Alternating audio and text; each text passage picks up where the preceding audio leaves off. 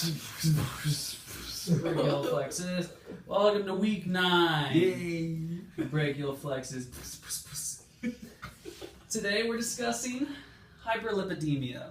Now hyperlipidemia involves ApoE. Now ApoE removes triglycerides, cholesterol out of the blood. So that is the enzyme that we're deficient in hyperlipidemia. So it's having a hard time trying to get all those fats out. As a result, there's an increase of the molecules of triglyceride, cholesterol, and VLDLs, like I was saying. So, is it age or gender specific? Does it happen to one person more than the other? Well, it typically affects males more than it affects females, usually in early childhood. Women rarely get affected after menopause. Get over that hill, ladies. So, is it preventable? No, it's not preventable. It's genetic. It's a recessive trait, so chances are you probably won't get it, but you never know. Look at the jaw. It's genetic. So what's the reason? What's happening here? What's going on with ApoE? Well, there's a mutation in that gene, at chromosome 19, which stops it from functioning. So instead of being in the blood and attacking all those lipids and whatnot, it doesn't work, so it's just kind of flowing around through the blood with it. It's all just kind of cruising down that slide together. It's not working because it's mutated at chromosome 19. So what are the signs and symptoms? What occurs here? Xanthomas? Xanthomos. Xanthomas? Help me out. Xanthomos. Whatever you want it to be. Xanthomos. Fatty plaques on the skin. Buildup of all those fats.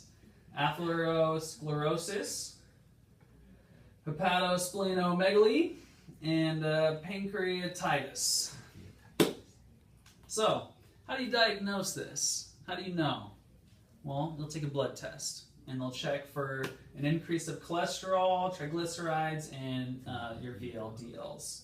So, if this occurs, if hyperlipidemia occurs and you have that mutation, you get your blood test done, there's an increase of it. What is there to do?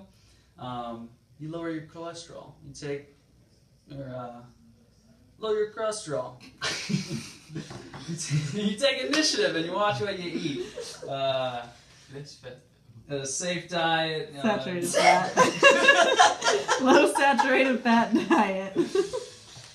So a low cholesterol, low saturated fat diet, some drug therapy may be necessary, surgical removal of the xanthomas. Thank you, James. So that is hyperlipidemia.